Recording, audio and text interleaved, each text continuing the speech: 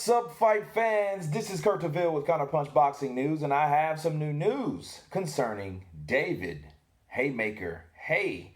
David Haye says that he will only return to the ring to fight either Anthony Joshua or Tyson Fury, having overcome the injury problems that ended his boxing career. Okay, and this is what he said verbatim. He said, "That's probably the only one, but not really. It's a lot to go through.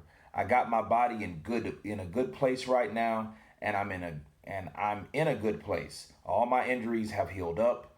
There's been no hardcore training. I've been at home with my weights." He says, "I've enjoyed this time where the intensity has been taken from a 10 to a 3. Everyone thinks I train super hard, but not really." Okay. He says, "I probably train between half an hour to 45 minutes every day, but I have a nice routine. I'm not training for an athletic performance. I'm training for vanity. When I watch fights now, I think I'd slip this jab, I'd do this and do that. That's the slippery slope when your brain starts going like that. I remember watching Anthony Joshua when he fought Andy Ruiz, and I thought, damn, that would be very difficult to beat.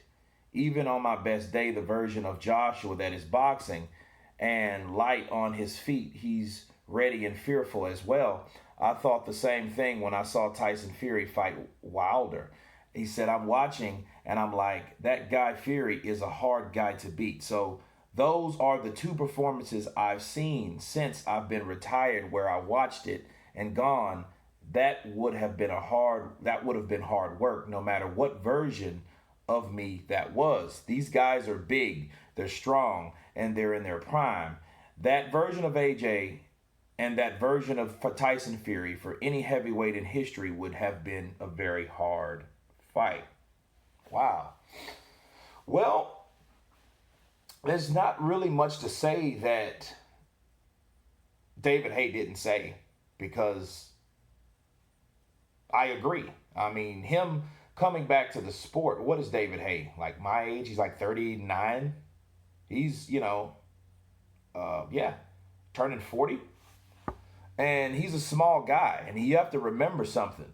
These guys, Joshua, 6'6", Fury, 6'9", these are some big dudes. Okay? We've already seen David Haye go in there and pretty much,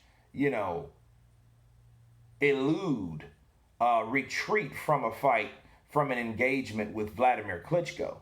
Okay, he couldn't do anything to Klitschko. Right?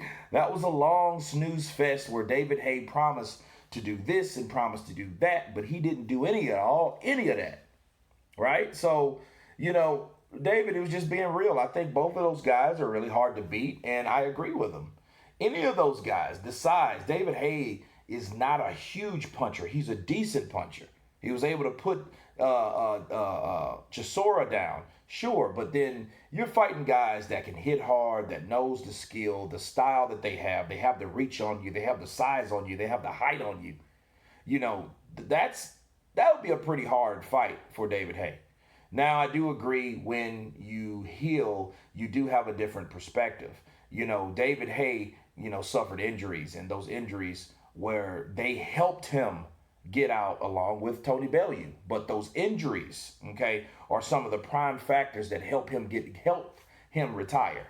Okay, so when you heal from that, and then you think and then you see these fights, you'll think of how good you can do while you're at your best. Okay, so the version of David Haye that we saw fight Tony Bellew wasn't the best David Haye. Even Tony Bellew was surprised.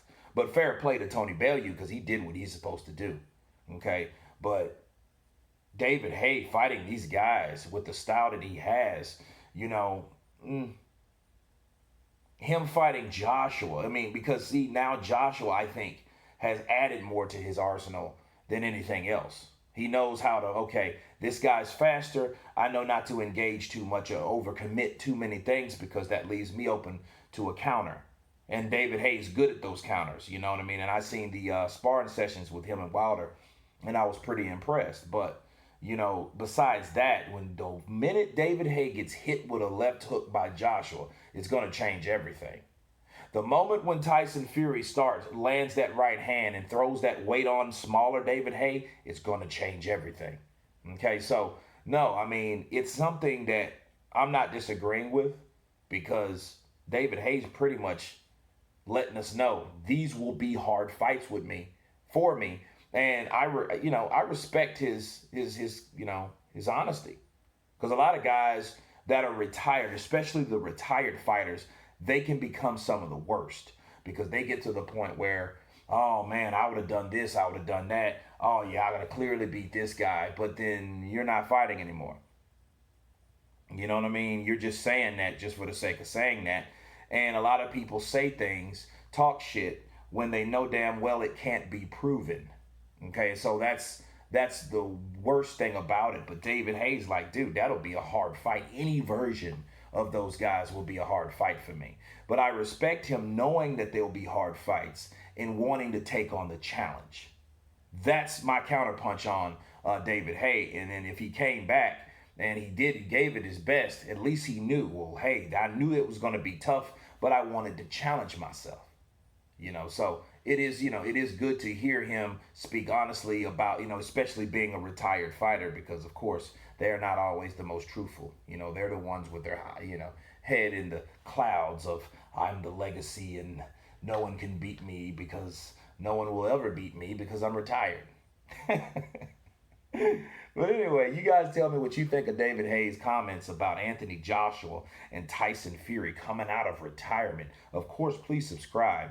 And you guys been Counterpunch. Peace.